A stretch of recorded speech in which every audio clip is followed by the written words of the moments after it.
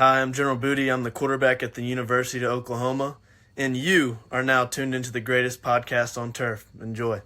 What is going on, you guys? Welcome back to this week's first episode of the greatest podcast on turf. I'm Anthony. I'm Ryan. Today we are back. We are almost at the end of fantasy football season, fantasy football content season, when we will be segueing into NFL content season.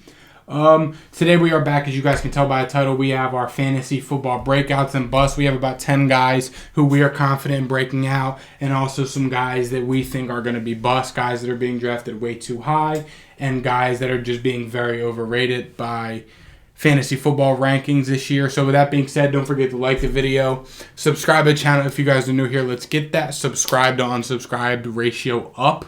Subscribe to the channel, and before we get into it, here's a word from our sponsor. Little Italy Pizzeria, located in Townsend, Delaware. Be sure to come in and check it out. Let them know that the greatest podcast on turf sent you. They will take care of you. Show proof that you're subscribed to, that you listen to us. They will hook you up with an additional discount. Another disclaimer, I have a slight cold, so if I cough, I apologize. I will cough. I'll make it quiet. Thank you for being considerate to everybody listening and watching. But no further to do. My first breakout this year, it isn't really saying much. It is a guy that everybody's high on. I'm not taking credit. Bijan Robinson, former Texas running back, now Atlanta Falcon. Texas. Some are concerned that the Tyler Algier Bijan split might be there, and that it might not be, necessarily great to have Bijan Robinson on your team because some carries are going to go to Tyler Algier. But I'm here to tell you that in the NFL, it's kind of the new normal to have a two running back system.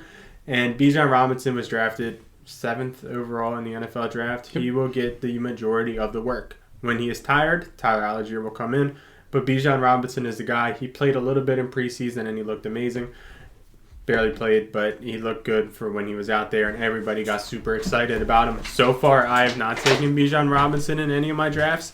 However, I've only had early picks. Bijan Robinson is a guy who, if I had a late pick, I could see myself taking him. 100%. I would take him in at the end of the first round, especially in like a half PPR format. I would rather have him than probably like a Diggs at the end of the first round in a half PPR format. So that's kind of where I have him. I believe that out of everybody to be, the number one pick next year in fantasy football drafts, I think Bijan Robinson probably has the highest chance. I think Bijan Robinson, if you were to make odds to be the number one pick in fantasy next year, it would be Justin Jefferson, Bijan Robinson, Jamar Chase, and that is probably it.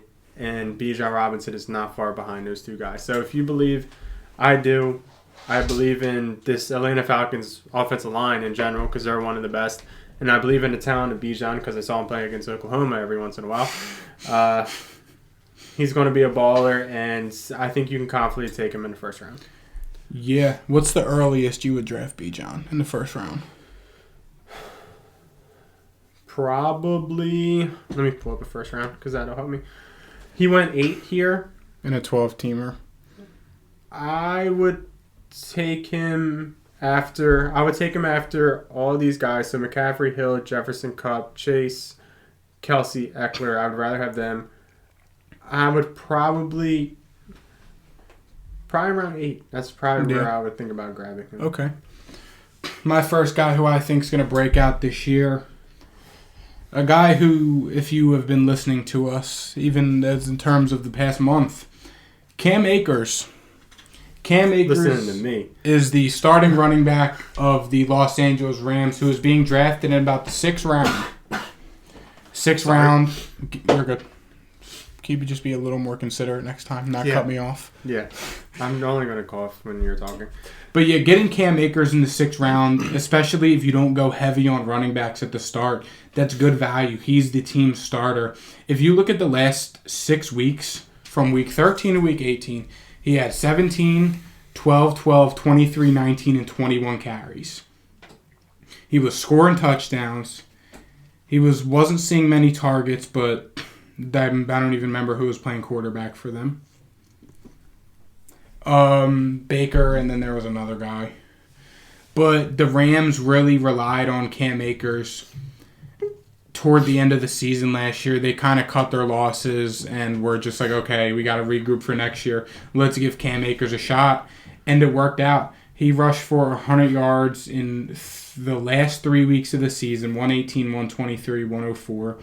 He was seeing targets. He was scoring touchdowns. I mean, it's kind of all there. They're getting a healthy Matthew Stafford back. Cooper Kupp should be healthy. They had a few additions to the O-line. I still don't love the O-line. But with a banged-up O-line at the end of last year, when the Rams were getting beat up on, they were still running the ball with Cam Akers, and he was still producing. Cam Akers has the build and like the height and weight to be a 3-down running back, but at the same time he can still catch passes. That's what the Rams drafted him to do. They drafted him to take Todd Gurley's place in the offense, the running back that kind of did it all.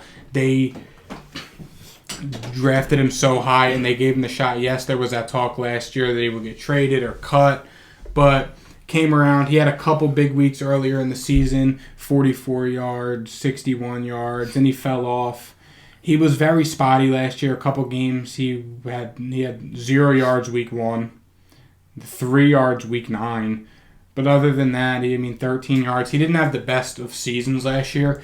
But what really matters is the Rams are getting back healthy, and he's going to be a big part in this Rams offense with Stafford coming back and with the roster they have. The Rams know they're not going to tank. They have to try and make a run. So Cam Akers will be heavily involved in this offense, even if injuries do strike this team again. So I'm very high on Cam Akers, and I think he could truly break out this year. Next up, the next running back that was drafted at 12 overall, Jahmyr Gibbs for the Detroit Lions. Jahmyr Gibbs is a guy who doesn't have as much upside as Bijan Robinson because of the fact that David Montgomery is on the squad and he will be stealing touchdowns. However, in a PPR league, Jahmyr Gibbs has everything going his way. I know that he's under 200 pounds. He's at that exactly. I don't love that necessarily, but in a PPR league for a Lions team that passes the ball a lot, scores a lot of fantasy points, I think he's going to catch a lot of balls for him. I think he's not going to need 20 touches. He will probably never average, or he won't get close to it, but he'll probably be around 15 touches a game. If he gets the catches in a PPR league, oh boy, in a PPR league, he is going to be an absolute monster. He was drafted number 12 for a reason. You don't draft a running back at number 12 based on what we know in the NFL right now and what the NFL has been making very, very clear. Unless you think this guy is going to be a stud, he can line up out of the slot if David Montgomery is in a running back. He can line up at the running back position. He can do it all. He's just not the goal line guy. That's a slight problem. I understand. So if you're in a half PPR, if you're in a standard, you're leaning back on him for sure, without a doubt. Because 5 catches for 7 yards isn't as appealing in a half PPR standard league. But yeah, I could see, in a PPR, he could be a top 10 running back, and it would not surprise me whatsoever. So Jahmyr Gibbs is my next breakout. I know my breakouts aren't too shocking, I guess. Yeah. It's not the right word, but it's the same principle. Yeah. But now to pick up on Jahmyr Gibbs, you have a running back who was Alabama's leading rusher and receiver last year, and Alabama almost made the playoffs with their running back being their leading running back and receiver. And let's not forget, he can operate out of the slot. Yeah. They can make it work where Amon-Ra can play outside, or you run doubles with David Montgomery, your running back. He can run out of the slot. Mm-hmm. Again, in PPR, it is a huge advantage to have him. He will be heavily involved in this offense, and I think he'll be more involved through the first 6 weeks just because the receiving room is Amon-Ra, Marvin Jones, I think Sam Laporta, rookie tight end. But I feel like DJ Chark just got Chark's a Panther. Why do I keep saying that he was a Lion last year? Yeah. But yeah, moral of the story, the Lions' receiving room is very thin, and having a running back that will catch passes in and out of the backfield is a plus. My next breakout, he's my guy, Calvin Ridley. I'll keep it short and sweet. I touched on it last week. Zay Jones is the team's receiver 2 last year at 121 targets. He will not do that again. Marvin Jones as a receiver 3 at 81. He's not with the team anymore. Evan Ingram at 98. Probably won't have 98 targets again with Calvin Ridley on this team. ETN at 45. Jamal Agnew 30. JaMychal Hasty 26. There is a lot of targets on this team to be spread around for Calvin Ridley to come eat up targets, eat up receptions, eat up touchdowns. Calvin Ridley could very well take over at Christian Kirk's receiver 1 spot on this team. Last year, Christian Kirk had 84 catches on 133 targets. He went for 1,100 yards and 8 touchdowns with 65 yards a game. Calvin Ridley could easily do that and add some. Yes, he hasn't played football in over a year, a little bit under a year. I'm not buying into it. He's had the full preseason. He's had the whole camp with the team. I think Calvin Ridley is going to be back. His draft stock has gone up as of late. He's going in he jumped from about the 6th round I was getting him in mine. But bless you. Coffee things. No, to the 3rd round in the past couple weeks. 3rd, 4th round. It's still really good value. I think Calvin Ridley is really going to burst this year, break on the scene, and pop off in Jacksonville. I'm all in on Calvin Ridley this year. He's my guy, and I really think he could break out and very well have a top 10 season last year like Christian Kirk did. Another guy that's not too surprising, Garrett Wilson. Everybody's been drafting him heavy, and that is for obvious reasons. He was... Your guys really work. God damn. But somebody had to say that. Yeah, somebody had to say it. Yeah, I mean, I'm not, proud to be on this hill. It's just... I might have got too cute with mine, I feel like. No, because I'll throw in a couple at the end. Garrett Wilson is a guy who he is now attached to Aaron Rodgers, who has supported top wide receivers over the years. Devontae Adams, he's had him the top 10 receiver. Jordy Nelson, he's had a top 10 receiver. Randall Cobb, he's even had success with. He's just an efficient quarterback, and that is exactly what Garrett Wilson needed after playing with Mike White for an entire season. He's going to pop off. We saw it last season where he could. Against Cleveland, he hung up 26 fantasy points. Against Chicago and Minnesota, he hung up 24 and 20 fantasy points. He's put up 100 yards, and we know that he can do it. He was a first-round pick out of Ohio State. We know he has all the talent in the world. The only problem was he didn't have a quarterback, and now he has one of the best in the game. So when you add those two very simple, variables, you get a top 10 receiver. And I think that's where Garrett Wilson finishes this year in the top 10. And you're going to be happy you drafted him. My next guy, George Pickens. Now, last year, George Pickens' rookie season was left a little bit to be desired. 52 catches, 800 yards with only 4 touchdowns. But George Pickens has been making some noise throughout camp and preseason. He's been the best receiver in the Pittsburgh receiving room by far. And if you look at it, it was a weird situation in Pittsburgh last year on the offensive side of the ball, period. Yeah, Mitch Trubisky start the first few weeks. Kenny Pickett comes in behind a very bad offensive line. You had Chase Claypool there for a little bit, and the offense really just wasn't clicking at all last year, and it showed. We watched the Steelers play live. The offense at times last year just really wasn't clicking. Now, they revamped the offensive line. It's year 2 for Kenny Pickett. He's getting another season to develop, and he's had a whole other offseason to develop. And you have George Pickens, who has been talking the talk, but he's also been walking the walk. I think that with the Steelers kind of revamping their offensive line and getting healthy, and with Kenny Pickett getting another full offseason, being the starter and being able to develop some more, I think it's going to be very beneficial to the Steelers' offense as a whole. I think this offense is going to be very, very good this year in terms of everything, but I think the person that benefits the most from the new offensive line, and with Kenny Pickett having most of last season as a starter, going into his second year as a starter throughout camp, I think George Pickens benefits the most. They have the options to where if George Pickens does start to pop off and go crazy, teams can't key on him. They have Deontay Johnson on the other side. They still have Najee and Jalen Warren. Pat Freiermuth is there. You could argue that there's a lot of mouths to feed. I would not make that argument. George Pickens is the alpha in this offense, and he's going to take over this year. Next up, another shocker, Chris Olave, one of my guys this year. Last year, he did okay, pretty good for a receiver, finished 25, or pretty good for a rookie, finished 25, had 1,000 yards, had a 26% target share. The only problem, and similar to Garrett Wilson, is the quarterback play. He saw a lot of targets. The balls weren't very accurate. It is what it is, but we all know Chris Olave is one of the top route runners in the NFL. We all know that he is a great deep threat. We all know that Derek Carr can throw a deep ball pretty well. And with an upgraded quarterback play, I don't see a way that Chris Olave doesn't take that next step forward. Last year we saw games where he did do that and he looked like an absolute stud. So I think we can see the same thing here this year with Derek Carr. And I love Chris Olave. I haven't drafted him yet, surprisingly, shockingly. But I feel like he could be on my team very soon. Saturday. Where do you pick? Is the order out? Yeah. Oh, I didn't even look. I don't even know. Nice. That'd probably be good to look. Now I'm curious. I'll pull it up for you. My next guy, a guy who Ryan hates and is not high on at all, Darren Waller. I'll keep it like this. Yes, I know Darren Waller has battled injuries the past 2 years. The Giants traded for him for a reason. They need someone. Daniel Jones has been desperately looking for a tight end. Evan Ingram showed flashes there. Daniel Bellinger showed flashes last year. I mean, this Giants team has really been lacking production from the tight end position for a while. And you saw in the preseason game against the Panthers, Daniel Jones' first 4 passes, 3 of them were to Darren Waller.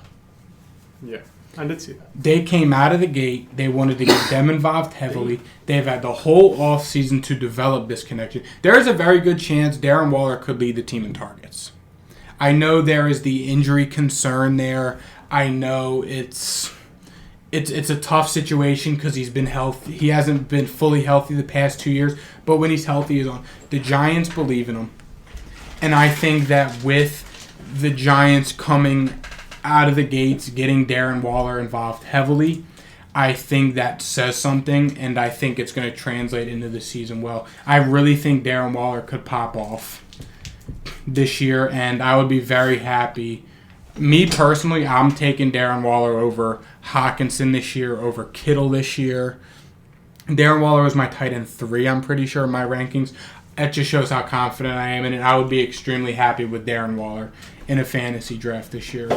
Next up, another one of my guys this year. It is Jahan Dotson of the Washington football team. He, last year, started off the season absolutely hot. That's B-John, baby. First 4 games. That is, yeah. Or Kelsey. First 4 games, he balled out besides the one against Philly, but, you know, Philly's Philly. Got hurt. Came back weak. Bounced back again. I think Jahan Dotson is in for a really good year this year. It really just rides on what Sam Howell does and how much Sam Howell can help him. I think that Sam Howell does enough to put Jahan Dotson in a position where he can be a wide receiver 2 on your fantasy team. I think we could see the switch between Jahan Dotson and Terry McLaurin this year, especially after the news of Terry McLaurin having a bad toe. Turf toe is a problem. And Terry McLaurin's questionable, or status for week 1 is questionable, and it's something that can linger throughout the season. Jahan Dotson was a first-round pick. He was number 16. He could take advantage of that, and end up being the top receiver in Washington. It wouldn't necessarily surprise me. The Jahan Dotson being ADP of 8, I feel like that's pretty good value. He can be a wide receiver 3 or 4. And I think, you know, last year he finished as a wide receiver 50. Don't mean nothing. He missed whatever. Yeah. But he scored 113 fantasy points and missed 5 games. And 3 games he wasn't healthy either. So 8 games. I mean, if you just give him 5 games there, that's 150 fantasy points from a rookie. Yeah. I think Jahan Dotson, he's one of my guys for a reason, him and Olave, and I think he can be a baller this year. Yeah, my last breakout for this season, he is a rookie. So you can define breakout, rookie, correlate them however you want. But it's Jordan Addison. The Minnesota Vikings are notorious for involving 3 pass catchers. We saw a few years back, Dalvin Cook was in his prime. Adam Thielen had popped off for 2 years, and Diggs was the receiver 2, or Thielen was, however you want to interchange them. All 8. We saw last year the receiver 2 was KJ Osborne, and he ate. This Vikings team has so many holes to where they could have gone so many different directions in the first round, but they chose to draft Jordan Addison. that shows they believe in him and they want to use him a lot. You don't draft a receiver in the first round with all the other holes this team has to not use him heavily. I understand TJ Hawkinson is there. I get it 100%. He only had a few good games last year. He saw some targets, nothing to be concerned about. I think Jordan Addison is really going to come out here and be a difference maker for this Vikings team and really thrive in this Vikings offense under Kevin O'Connell. Another guy real quick that I didn't mention and didn't put on my list, Dalton Kincaid, another rookie. I think that he can be in for a breakout season. I think Dalton Kincaid is the guy who we could be throwing in with Travis Kelce and Mark Andrews next year. Yeah. It wouldn't surprise me. I know he's a rookie tight end, and rookie tight ends don't usually do the best. But the Bills' receiving core is kind of lackluster. You got Diggs, Gabe Davis, who I think takes somewhat of a step forward this year compared to last year. And it's Dalton Kincaid. They drafted him in the first round. They traded up to go get him. If you watch him, he's fast, he's good, he's a stud. He's going to be the future of the Buffalo Bills. So it's just a matter of when. I think it could happen his rookie year, and I think he's on the breakout potential for sure. 100%. I like that you brought that one up. Now to move on to the fantasy football bus of Time to be a hater. Yeah. I live for these moments. I'll tell you one of the guys on my list I'm 100% wrong about. But I'm going to stand on what I believe in. Do you want to start now? Sure. I'll keep it short and sweet. Me personally, I'm probably the only person in the world that says this and will stand on it confidently. I think that a potential bust candidate for this year in fantasy football, and I say potential with an emphasis, Davante Adams. Davante Adams, his ADP is 15th overall. Yes, I know it's tough due to his history, and even with the bad quarterback play last year, he still went over 1,000 yards. I look at it like this. He's being drafted ahead of guys like Garrett Wilson and Nick Chubb. Me personally, I like both of those guys over Davante Adams this year. Jimmy G's... Let's find your range. What? At what point are you taking Davante Adams? Amon-Ra. See, that's where it gets tough. Because at that point, it's like, I feel like you're forced into drafting Davante Adams. I don't think Amon-Ra and Davante Adams are much different. Who else? Make this a short form content. Olave. Chris Olave or Davante Adams, is that the question? Yeah. Chris Olave. Waddle. Jalen Waddle. Smith. Davante. I mean, it's tough because now you're at the range of elite receiver twos compared to Davante Adams. So, I mean, I feel like Waddle and Smith, I mean, it just depends. Honestly, that would have to depend on who my first pick was. Higgins. You can't ask me that question, T. Higgins. I feel like Davante Adams. So, Davante Adams is somewhere between... So, he's at the very end of the wide receiver ones. Yeah. And so, he's worse than Olave, Wilson, A.J. Brown, but he's better than Waddle, Smith, Higgins. Yeah, that's how I feel. I'm not that confident. I mean, looking statistically, during Jimmy Garoppolo's career best season, he threw 3,978 yards, 27 touchdowns, and 13 interceptions. I understand George Kittle went for 1,053 yards. 1, he's a tight end. 2, totally different offenses. 3, the Niners made the Super Bowl that year with the best defense in football. And 4, they had one of the best, if not the best, O-line in football that year. In that offense, the 2 leading receivers was Deebo Samuel, was his rookie year with 800 yards, and Emmanuel Sanders with 500 yards. Again, they had the best defense in football. He's going to a Raiders team with a terrible offensive line. Jimmy Garoppolo has never played behind a bad offensive line before.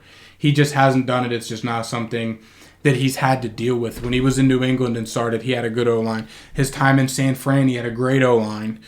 I think Jimmy G's best days are behind him, so I think there's a very good chance Davante Adams could bust out this year. It's fair. The only argument is he still did go with Jarrett Stidham. So what does Stidham play, 3 weeks? Yeah. I see what you're saying, and again, that's why I put the emphasis on a potential bust candidate. But I personally am not. I would not be 100% happy with drafting Davante Adams this year. My first bust, is the guy who was just drafted in the 6th round in our mock draft, DeAndre Swift. I don't know where I would take DeAndre Swift. You just don't. But it would probably be the 11th, 12th round. DeAndre Swift is a guy for me who, best case scenario, he is in a committee with Kenneth Gainwell and Boston Scott. Mm-hmm. Worst case scenario, he's cut. Yeah. Rashad Penny's also in a mix who could be cut. I don't think he will be. He's not getting paid that much. Somebody's going to get cut. They have five to six running backs on that squad right now. And I for some reason, I don't think it's going to be Trey Sermon. So if Trey Sermon stays, I know Kenneth Gainwell and Boston Scott are staying. Yeah. So it leaves DeAndre Swift and it leaves Rashad Penny. Kennedy Brooks is cut back to the practice squad. So yeah. Somebody's going to get cut between like Rashad Penny, DeAndre Swift, Trey Sermon. I mean, yeah, the Eagles, again, not to cut you off, but they do keep 4 running backs. So one of those guys is the odd man out. Yeah. Trey Sermon is the biggest one. That does something, I think. DeAndre Swift, Kenneth Gainwell, Boston Scott are all small. I feel like, Rashad Penny is the traditional running back. Trey Sermon's the power back. And then you got 3 elusive guys. Boston Scott being 5'5". Not shitting on him because we have Deuce, short kings. But I just do not draft DeAndre Swift this year. Best case scenario, he is in a committee in the Eagles' backfield. Yes, I know the Eagles' offensive line is one of the best in the NFL. You can say the best. I'm not going to argue. I don't care. He's going to be super efficient when he has the ball, but he's only getting the ball 10 times a game. Yep. And he's probably not scoring touchdowns on that squad. You got Jalen Hurts who can score touchdowns. You got A.J. Brown who's going to score touchdowns. They'll give him the Boston Scott. They don't give a damn. And they'll give him the Kenneth Gainwell because of what he did in the playoffs in the Super Bowl. They love him now. So, DeAndre Swift, do not draft him. Yeah, my next fantasy football potential bust candidate, Kenneth Walker III from the Seattle Seahawks. In our fantasy football mock draft that we are uploading tomorrow, he went about middle of the 4th round. Now, if you ask me personally, can you find Dre Day on there for me? Okay. So, Kenneth Walker is a mid to late 4th round kind of guy. Me personally, some players that went some players that went after Kenneth Walker that I would rather have. Calvin Ridley, Dameon Pierce, DJ Moore, Miles Sanders, Darren Waller. I mean, there's guys on there that I'd rather have. J.K. Dobbins, obviously Jahmyr Gibbs if he was there, Ramondre Stevenson if he was there. The Seattle Seahawks, I said it in tomorrow's video, but they're such a wild card with what they'll do at running backs. They kind of just draft running backs, make everybody wonder every year. They did the same thing with Chris Carson. They did the same thing with Rashad Penny, and they're keeping their trend going with Kenneth Walker. They drafted Zach Charbonnet in the 2nd round. Zach Charbonnet is a running back who's kind of a do-it-all guy. He's got the build to be a goal line back. He can catch passes, and I think Seattle will use him in the backfield as well. So drafting a running back in the 4th round that will most likely be in a committee, it's tough. I would rather draft a surefire 100% starting running back over Kenneth Walker in the 4th round of fantasy draft. That's just how it is. I know he was good last year. He was a high-touted prospect out of Michigan State coming into the draft. I get it. But with what Seattle does at running back, it's just so hard to draft one so early with that much capital when there's a lot other better players that I will guarantee will do better than him. So that's why I think Kenneth Walker could be a potential bust candidate this year. Another guy that's a bust for me, and I don't even think I need to talk about this too much, Kadarius Toney. Way too early. Kicking the dog with him a little bit. Being drafted in the 7th round. I'd rather have Rashee Rice in the 12th, Sky Moore in the 11th, Jerick McKinnon in the 10th. That's just Chiefs players alone. I mean, he's being drafted around Mike Evans, Brandon Cooks, Deontay Johnson, JSN, Jordan Addison. I would rather have all of those guys. I'd rather have Cortland Sutton in the 10th. Wow. I mean, Kadarius Toney is a guy who still has knee problems.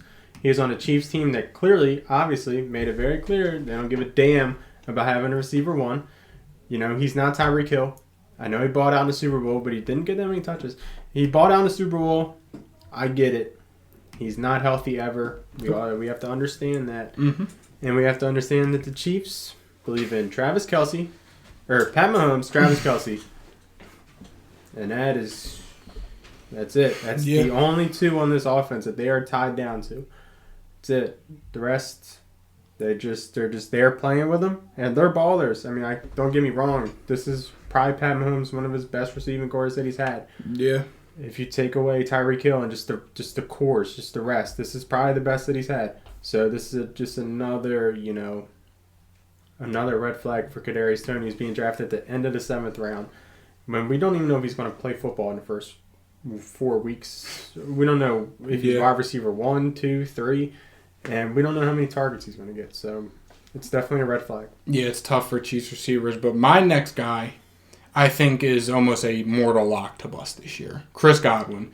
Chris Godwin is being drafted in the mid to late 6th round. Chris Godwin in the mock draft we're uploading tomorrow was drafted ahead of guys like Tyler Lockett, Brandon Ayuk, Christian Kirk, Isaiah Pacheco, George Pickens, James Cook, Jahan Dotson, Rashad White. I think this is the one I'm going to disagree with you on. Really? I would rather have Mike Evans over Chris Godwin this year. There is a lot of guys I'd rather have over Chris Godwin in fantasy football this year. I'm a big believer in Baker, so it is kind of contradicting here. But I think that it is tough to draft Chris Godwin in the 6th round of fantasy football this year. Every single player I just named I would rather have over Chris Godwin this year. Chris Godwin is a player who he's always just been very consistent. And, consistency is kind of hard to hate on just because of the fact. I mean, he does get hurt a couple games of the year. But last year, just looking at his targets, 10, 6, 12, 13, 11, 10, 8, 13, 13, 9, 8, 10, 9, 7. That's a lot of damn targets. And I get it, but he's, 6th round. It is what it is. I'd rather have him than Michael Pittman. Thanks. Michael Pittman's a bust also. Just going to He's on my list. Oh, nice. Yeah. I didn't know that. No, he's on my list. Yeah. I think, he's on the same... I think he's right with Tyler Lockett. I'd rather have him than Mike Williams, Christian Kirk, George Pickens. I think Chris Godwin finishes in the top 20 this year. I will also say, talking about last year's stats, there is also a giant tier difference in the quarterbacks. I don't think it matters much with Chris Godwin. It's fair. Mike Evans, it matters. That's why Mike Evans got pushed down so damn far. Chris Godwin, fair. It's just they give him the ball short, and I think Baker can complete 10-yard passes. Obviously, he's going to score less touchdowns, but targets will still be there, in my opinion. That's fair. I would say I'll segue into Michael Pittman, but this is my next guy, Javonte Williams. Yes, thank God. I'm so glad you said it. People in our comments are coming at us because Javonte Williams has been playing preseason. I really don't care. I don't. No. He's looked all right, but he hasn't had the burst play, and he rushed 3 times for 12 yards. He's looked fine. Caught 4 or 5 targets for 18 yards. Him catching passes is absolutely beautiful and great for fantasy football. But he didn't have the burst that, and he's getting pushed up as he's playing preseason. Guys, when they come back from ACLs, even if they are healthy, they still don't necessarily trust the leg, and they still don't have all their strength that they lost from that leg. If you saw Michael Gallup, he had 2 different sizes of his leg. Yes. These are professional athletes. I get it, and that they can recover faster now than ever, and he's only 23 years old, so he can recover even faster, but we still have to account for the fact that they brought him Samaje Perine. They did it for a reason. Samaje Perine is not the answer. He's not the truth. He's not the top running back ever. But he's going to get touches on this offense that we have to account for. He's going to catch passes for this offense that we have to account for. So we got that working against him. His knee needs to recover all the way and be healthy for him to be worth his ADP of where he was drafted in the 8th round in sleeper. I can tell you right now, if he's not getting drafted in the 8th round. He's getting drafted a lot earlier than that. He's getting drafted in the damn James Conner range. Which is ridiculous. And I'm telling you right now, I'd rather have James Conner. I'd Yeah. rather have Cam Akers. I'd rather have Kamara. I'd rather have Javonte Williams than DeAndre Swift. That's where I'm at. If he gets pushed up to that 5-6 round range, which I'm pretty sure he is, because people are hyping him back up, it's just going to be messy. Because I don't think he's probably not fully healthy yet. He's just not. It's unfortunate.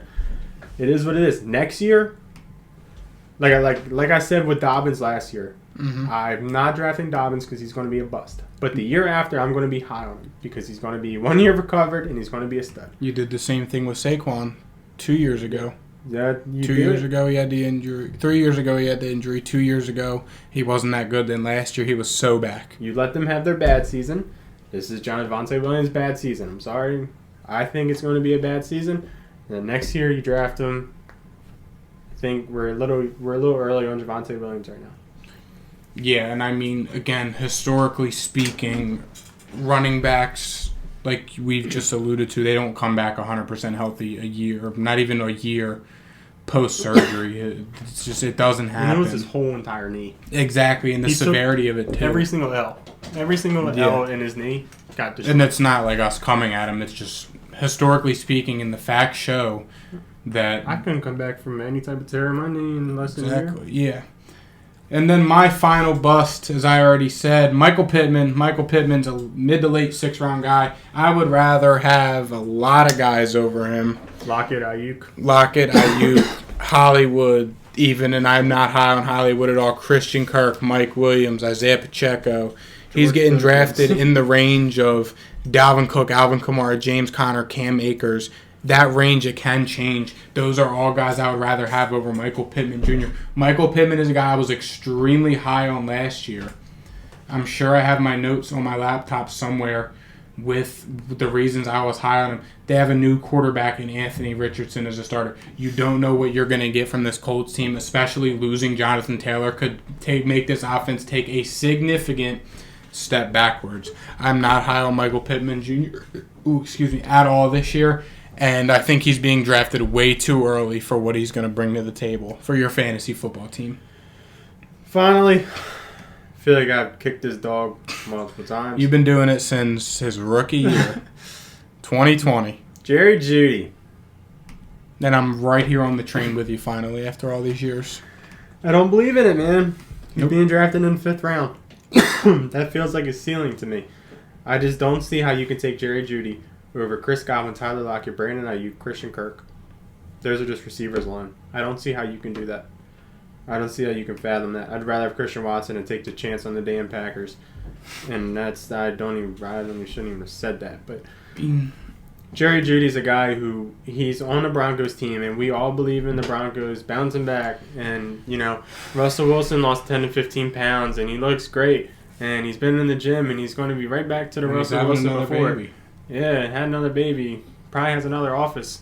Cortland Sutton lost 10 to 15 pounds, and, he looks great. And Greg Dulcich is an absolute monster, and Sean Payton is just a great coach, and he's going to, beat up on the Jets.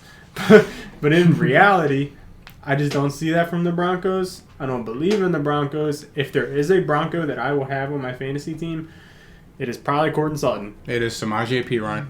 Cortland Sutton is probably the Bronco that I believe in the most. Samaje Perine, I think he's fine. I think he's going to be just a solid flex player this whole season. Cortland Sutton, I think, is the only guy on this damn team that you could. I think he has a higher chance to finish as wide receiver 2 than Jerry Jeudy. I don't know why. He lost weight. I heard he looks good. It's messy. I would stay away from this Broncos team. Oh, 100%. The Broncos, in terms of anything, season-long outlook, win-loss, anything, they're probably the toughest team to project for just because you don't know what you're going to get. But the thing is, Cortland Sutton's being drafted in the 10th to 11th round, and Jerry Jeudy's being drafted in the 5th. Yup, and that is going to wrap up our fantasy football breakouts and busts episode. Be on the lookout for a lot of short form content this week, dropping on Instagram and TikTok, and we are dropping a mock draft tomorrow as well. So be sure to subscribe to the channel to check that out. Thank you guys for watching, and we'll see you guys next time. See ya. Peace.